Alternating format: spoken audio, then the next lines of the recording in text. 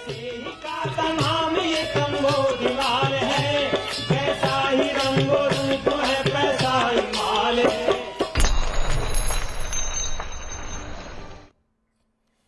नमस्कार, मनी 9 के पसंदीदा कार्यक्रम मनी सेंट्रल में आप सभी का स्वागत है। मैं हूं विपुल सिंह। हर रोज की तरह हम हाजिर हैं आपकी जेब से जुड़ी हुई, देश की अर्थव्यवस्था से जुड़ी हुई तमाम महत्वपूर्ण खबरों को लेकर के, और हर रोज उन खबरों का विश्लेषण करने के लिए हमारे साथ मौजूद हैं मनी 9 के संपादक अंशुमान तिवारी जी। अंशुमान सर, बहुत बहुत स्वागत है आपका।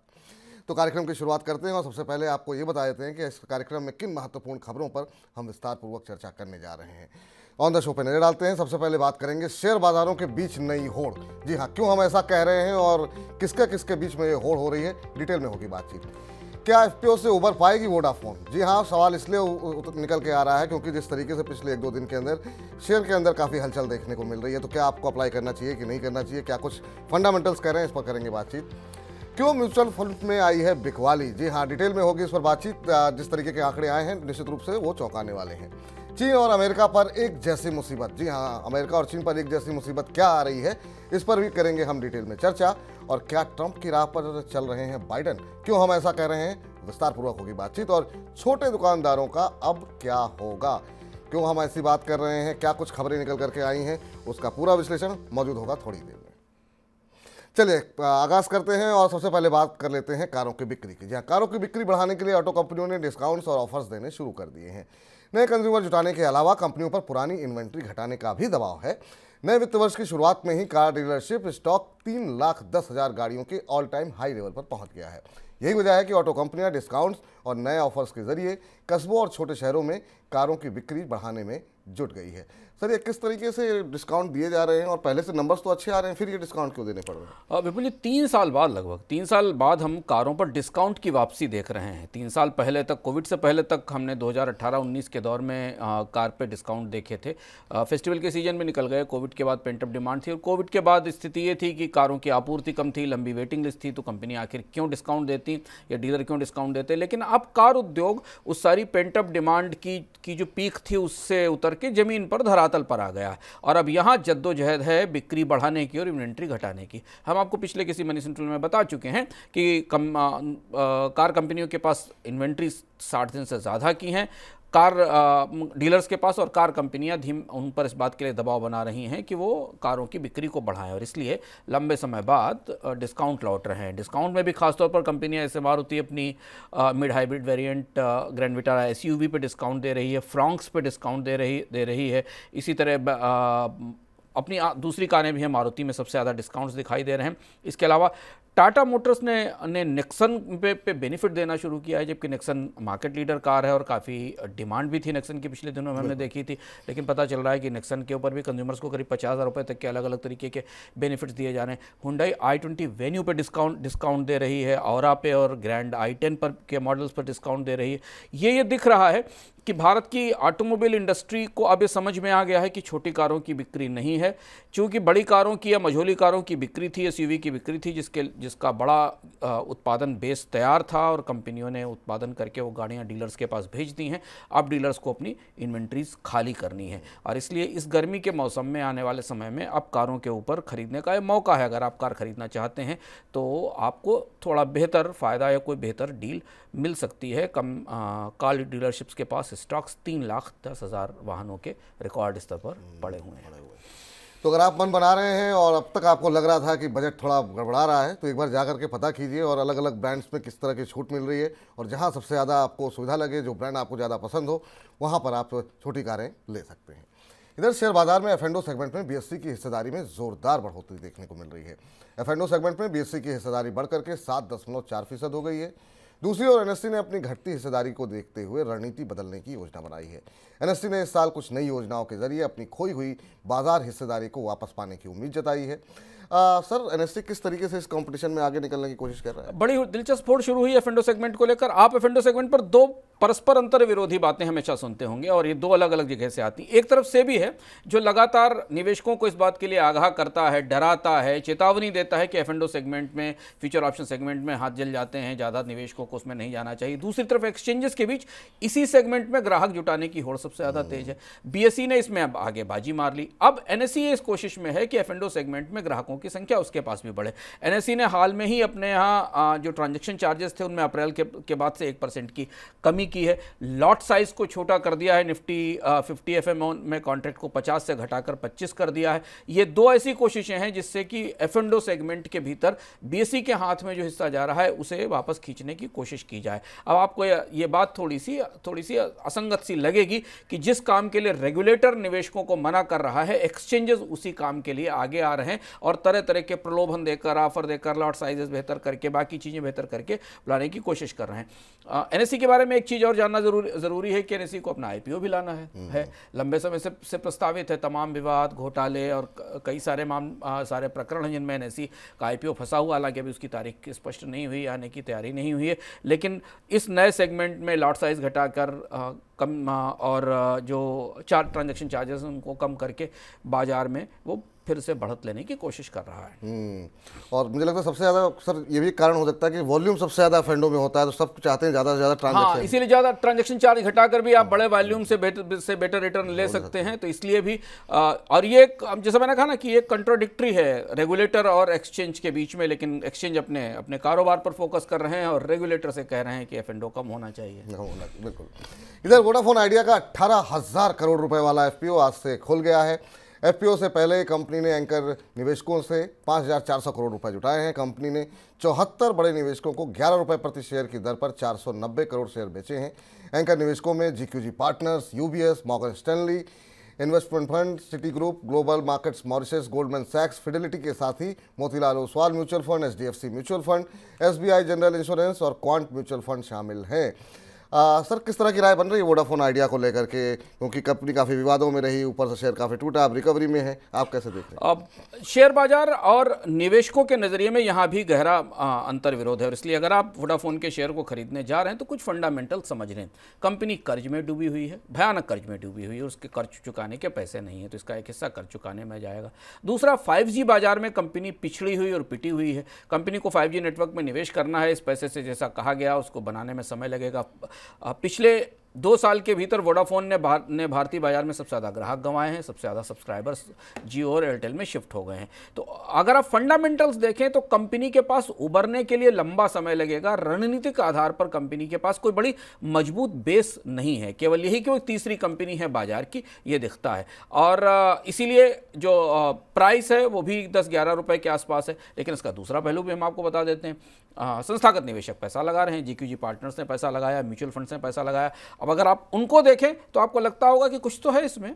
जब कंपनी कर्ज में डूबी है, मार्केट में पिटी हुई है, रेगुलेटर्स और सरकार को लाइसेंस फीस नहीं दे पा रही, उसके बाद भी इतने बड़े बड़े फंड मैनेजर अगर इसमें पैसा लगा रहे हैं तो इसका मतलब कंपनी में कोई संभावना बनती दिखाई देती है। और यही वो फैसले होते हैं जिन्हें समझ पाना मुश्किल होता है, क्योंकि फंड मैनेजर्स के अपने फैसले होते हैं। लेकिन बाजार के भीतर से सलाह मिल रही कि अगर छोटे निवेशक इसमें निवेश करना चाहते भी हैं तो लिस्टिंग गेन तक के लिए ही इसमें निवेश करें, वही संभावना है। क्योंकि लॉन्ग टर्म निवेश के लिए वोडाफोन के स्टॉक में भी कोई बड़ी उम्मीद बनती नहीं दिखाई दे रही है। बिल्कुल। और बाकी और डिटेल में आपको जानना हो ब्रोकर्स की राय क्या निकल के आ रही है, बाकी एक्सपर्ट्स क्या कह रहे हैं, तो हर रोज़ वाह के आईपीओ सेगमेंट में आप हमारे साथ जुड़िए। आज भी हमने डिटेल में चर्चा की है और उसकी पूरी इन्फॉर्मेशन हमारे यूट्यूब चैनल, हमारे ऐप पर अवेलेबल है। वाह के आईपीओ में आप जाकर के इसके बारे में देख सकते हैं। निवेशक म्यूचुअल फंड सिस्टमैटिक प्लान यानी एसआईपी से पीछे हटने लगे हैं। वित्त वर्ष 2024 में 54% से ज़्यादा म्यूचुअल फंड एसआईपी से उन्होंने निवेश निकाल लिया है। एमफी के आंकड़ों के मुताबिक एसआईपी खातों से निवेश निकासी 72,100 करोड़ रुपए के मुकाबले 1.1 लाख करोड़ रुपए तक पहुंच गई है। हालांकि एसआईपी के जरिए सकल निवेश में 28% की बढ़ोतरी हुई है।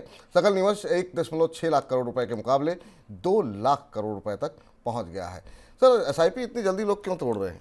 हमने इस बात की संभावना थी विपुल जी, क्योंकि जिस तरह से हमने पिछले 2 महीनों में 3 महीनों में स्मॉल कैप और मिड कैप के म्यूचुअल फंड्स को में जिस तरीके का क्रैकडाउन सेबी ने किया, जिस तरीके की सख्ती की सेबी ने वहाँ से कंपनियों को इसको लमसम और एसआईपी रोकने के लिए कहा, एग्जिट करने के लिए कहा, स्ट्रेस टेस्ट आया। तो स्ट्रेस टेस्ट भले ही कितना कॉम्प्लिकेटेड हो, लेकिन जिनको समझना था उन्हें बाजार में उस स्ट्रेस टेस्ट का मतलब समझ में आया। उन्हें म्यूचुअल फंड में निवेश के जोखिमों की समझ पैदा हुई और इसलिए जो हम एग्जिट देख रहे हैं वो इक्विटी ओरिएंटेड स्कीमों से सबसे ज़्यादा है। इक्विटी स्कीमों से लोग निकले हैं।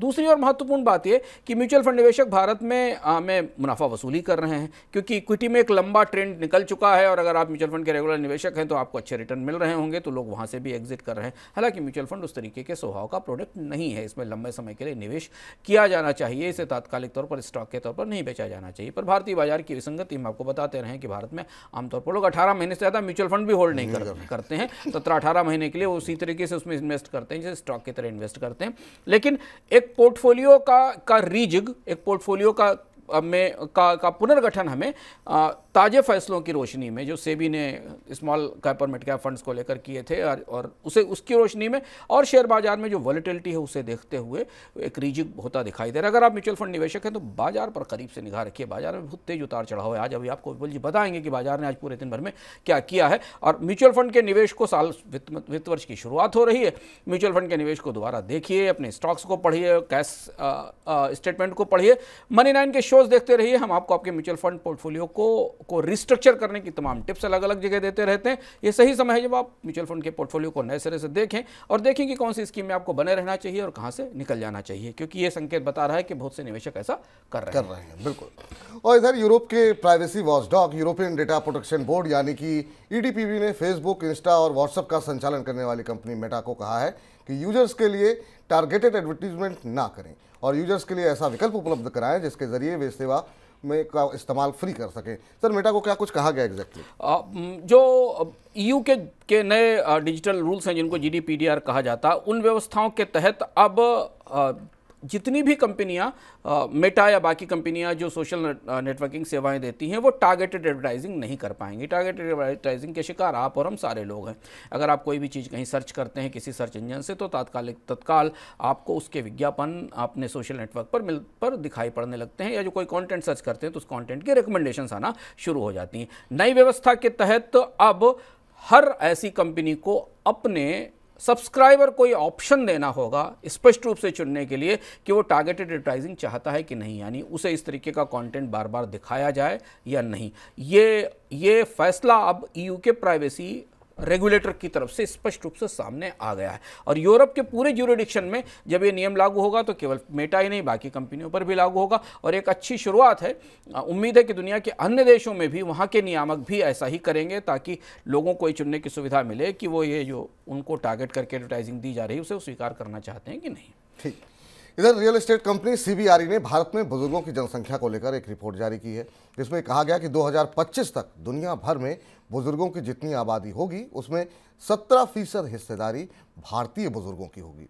रिपोर्ट में यह भी कहा गया कि 2050 तक भारत में बुजुर्गों की आबादी मौजूदा स्तर से 254% बढ़ जाएगी और उनकी कुल जनसंख्या बढ़कर 34 करोड़ होगी।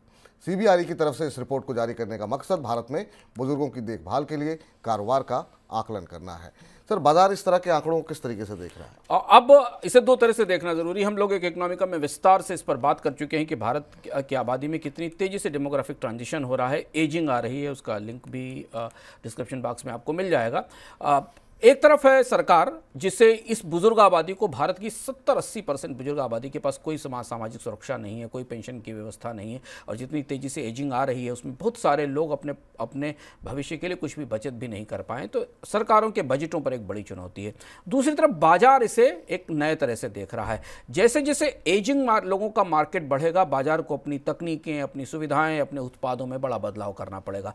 मकानों के बनाने के तौर तरीके बदलने होंगे, एजिंग लोगों के प्रोडक्ट्स के बाजार को तैयार करना होगा। यूरोप के कई देशों में आपको ऐसा दिखता है अगर आप वहां जाकर देखें तो। अब हालांकि चुनाव में इस पर चर्चा नहीं है, लेकिन घूम फिरकर बुजुर्गों को दी जाने वाली सुविधाओं के मामले धीमे धीमे चुनाव की मुख्यधारा में आ रहे हैं। जैसे कि आयुष्मान भारत में 70 साल से ऊपर के लोगों को शामिल करने की बात, कांग्रेस की तरफ से बुजुर्ग लोगों को पेंशन की बात। तो अब धीमे धीमे भारत की वित्तीय चर्चाओं में भी और मार्केट चर्चाओं में भी एजिंग और डेमोग्राफिक ट्रांजिशन को ध्यान रखकर नियमों पर बात करना होगा। सीबीआरई की रिपोर्ट बता रही है कि 2050 तक भारत में करीब 34 करोड़ लोग लोग 60 साल से ऊपर के होंगे और ये काफ़ी बड़ी पॉपुलेशन होगी भारत की आबादी में।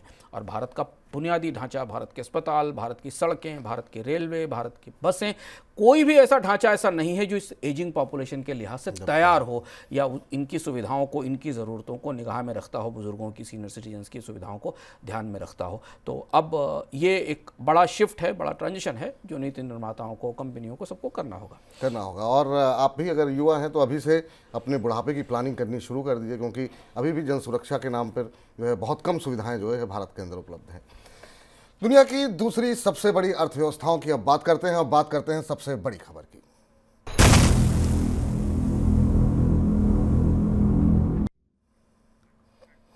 दुनिया की दो सबसे बड़ी अर्थव्यवस्थाओं यानी कि अमेरिका और चीन के ऊपर भारी कर्ज इंटरनेशनल मॉनेटरी फंड की चिंता बढ़ा रहा है। आईएमएफ ने कहा है कि अमेरिका और चीन के ऊपर भारी कर्ज की वजह से दुनिया भर में पब्लिक फाइनेंस के लिए चुनौती बढ़ गई है।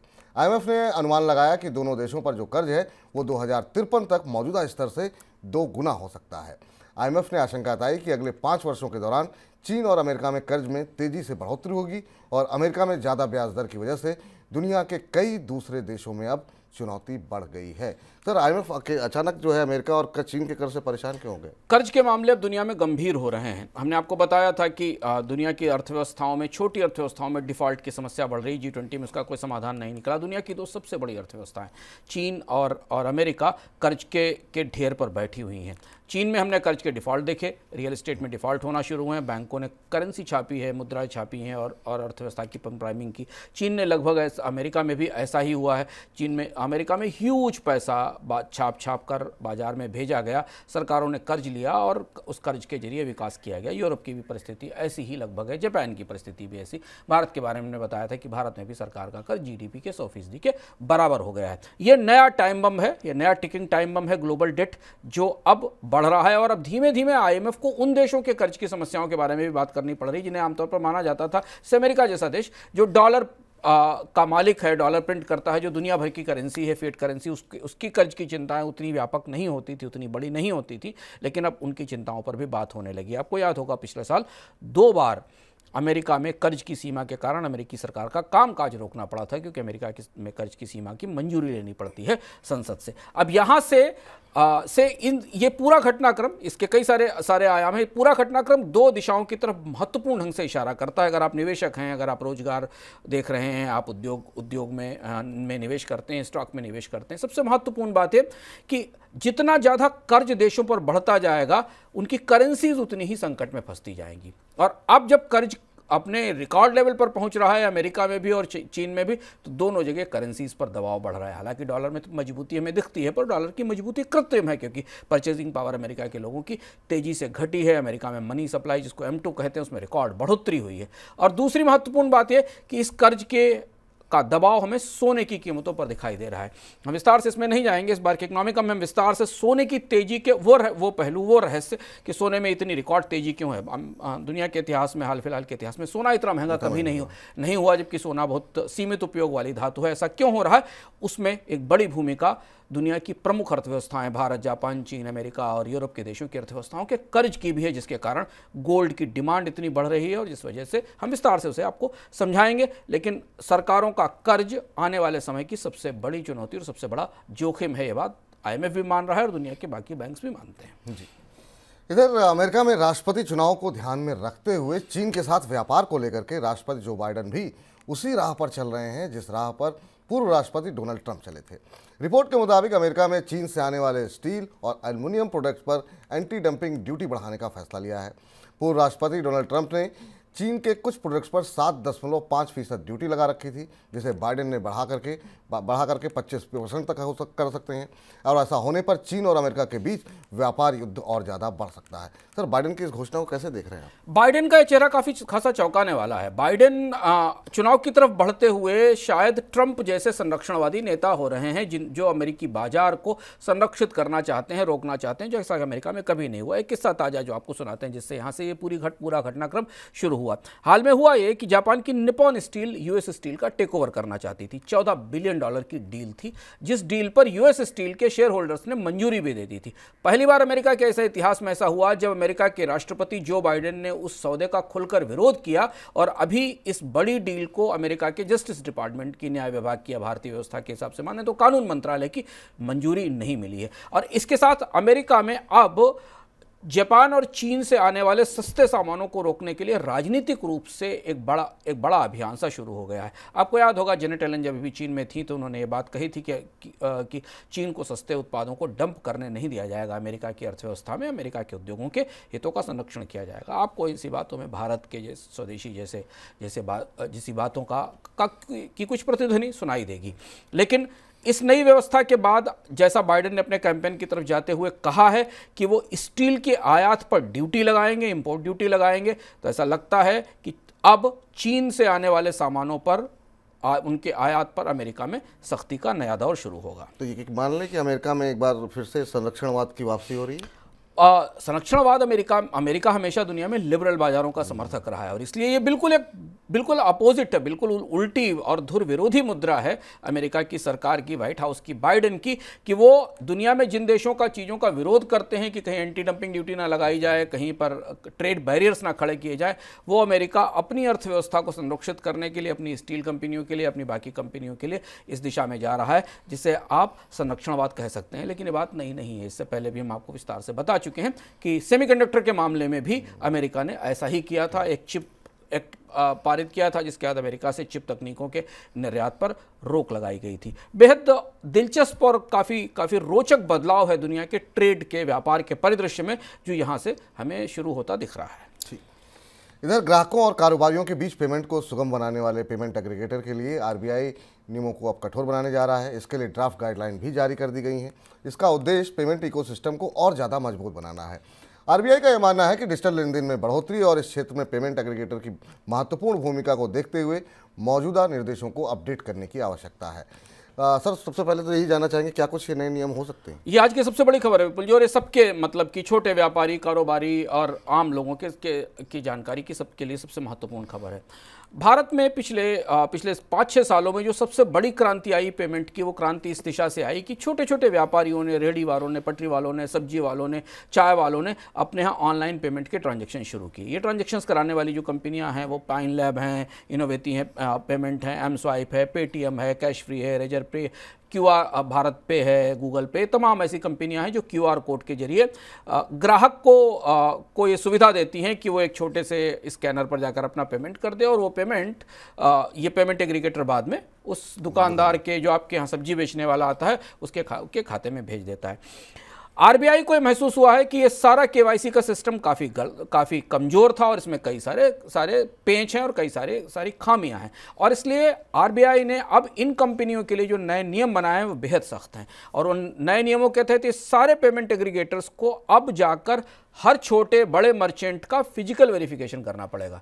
अभी तक जब आप ऑनबोर्डिंग होती थी, जैसे आपने एक छोटी सी दुकान खोली और आप उसमें एक पेमेंट एग्रीगेटर ऐप के साथ काम करना चाहते हैं और अपने ग्राहकों को यूपीआई से पेमेंट की सुविधा देना चाहते हैं, तो सारा काम ऑनलाइन हो जाता था। आप जाते थे, अपने को रजिस्टर करा लेते थे। लेकिन अब जो नए निर्देश आए हैं उसके बाद इन सारे पेमेंट एग्रीगेटर्स को फिजिकल वेरिफिकेशन करने होंगे, और देश में लाखों मर्चेंट्स हैं, लाखों छोटे छोटे मर्चेंट्स हैं जो इस पेमेंट सिस्टम से जुड़े हुए हैं। ये बहुत बड़ा ट्रांजिशन है, बहुत बड़ा बदलाव है जो आरबीआई करने जा रहा है, और इसके पीछे डर यही है कि केवाईसी साफ सुथरे नहीं है। केवाईसी की में कई तरीके की समस्याएं आई हैं, जिनमें से कुछ समस्याओं की वजह से पेटीएम को अपने पेमेंट बैंक का लाइसेंस भी गंवाना पड़ा था। सर, कंपनियों पर क्या असर देखते हैं इसका? बड़े चैलेंजेस हो गए, नई हायरिंग करनी होगी, फिजिकल वेरिफिकेशन हायरिंग भी करनी होगी और खर्च भी करना होगा। जो आंकड़े हम देख रहे थे कि फिजिकल केवाईसी 400 से 500 रुपए का खर्चा है एक फिजिकल केवाईसी के ऊपर कंपनी को। अभी तो मोबाइल पे आदमी ने दुकान खोली, उसने मोबाइल पर ऐप डाउनलोड किया और अपने डेटा अपनी सूचना डाली और वो उसका काम धंधा शुरू हो गया। लेकिन अब 400 से 500 रुपए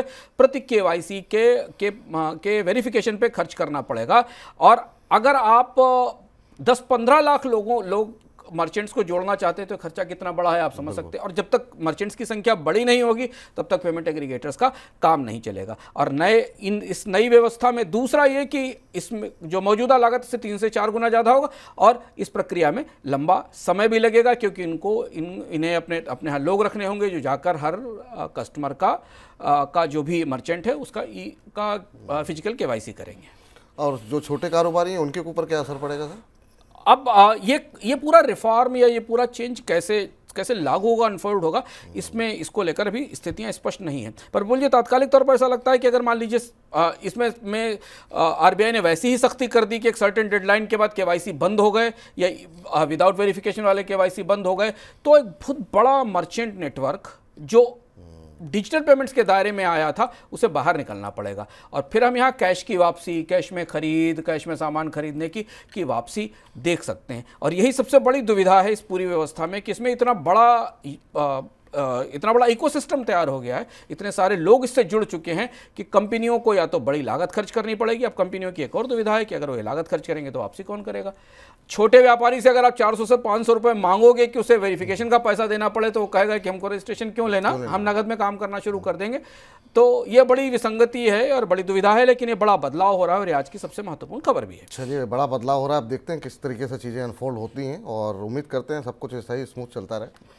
इधर वित्त वर्ष 2023-24 में बैंकों की तरफ से ब्याज दर में औसतन 96 बेसिस पॉइंट की बढ़ोतरी दर्ज की गई है और ऐसा तब हुआ है जब भारतीय रिजर्व बैंक फरवरी 2023 से अपनी नीतिगत दरों को स्थिर रखे हुए है। एसबीआई की रिपोर्ट में कहा गया कि कर्ज की मांग ने डिपॉजिट की ग्रोथ को पीछे छोड़ दिया है, जिससे ब्याज दरों में बढ़ोतरी देखने को मिली है। रिपोर्ट के मुताबिक वित्त वर्ष 2024 में डिपॉजिट में 13.5% की ग्रोथ की तुलना में कर्ज की ग्रोथ 20.2% रही है।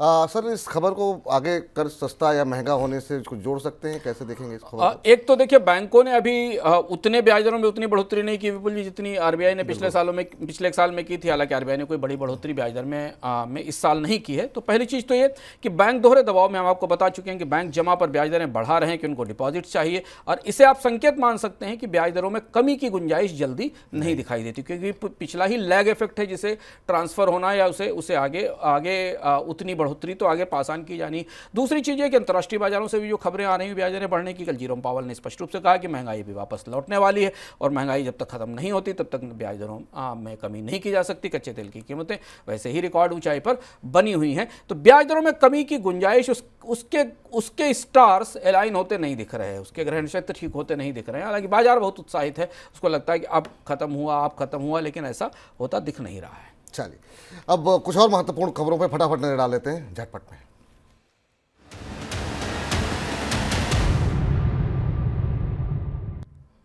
अमेरिकी सेंट्रल बैंक फेडरल रिजर्व के चेयरमैन जेरोम पावेल ने कहा है कि महंगाई की वजह से ब्याज दर में कटौती में देरी संभव होगी। उन्होंने कहा कि महंगाई लगातार कम हो रही है, लेकिन ये उम्मीद के मुताबिक नहीं है। उन्होंने ये भी कहा कि पॉलिसी का मौजूदा स्तर तब तक बना रहेगा जब तक महंगाई लक्ष्य के करीब नहीं आती है। फेडरल रिजर्व ने जुलाई 2023 से अपनी बेंचमार्क ब्याज दर 5.25% से 5.5% के बीच में रखा हुआ है। इसके अलावा साल 2023 के दौरान भारत में चांदी की फिजिकल मांग में 38% की गिरावट दर्ज की गई है। सिल्वर इंस्टीट्यूट की ताज़ा रिपोर्ट में कहा गया है कि चांदी के बर्तन और चांदी की ज्वेलरी की मांग में कमी दर्ज की गई है। रिपोर्ट में यह भी कहा गया कि साल 2023 में चांदी का इंपोर्ट 63% गिरकर 2 साल के निचले स्तर 111.7 मिलियन ऑन्स तक पहुंच गया था। इसके अलावा आपको बता दें कि जिस तरीके से टाटा ग्रुप अब एथनिक अपैरल बिजनेस में उतरने की तैयारी कर रहा है, इसके लिए फैब इंडिया में हिस्सेदारी खरीदने की बातचीत चल रही है। अगर ये सौदा होता है तो इस सेगमेंट में अब तक की सबसे बड़ी डील हो सकती है।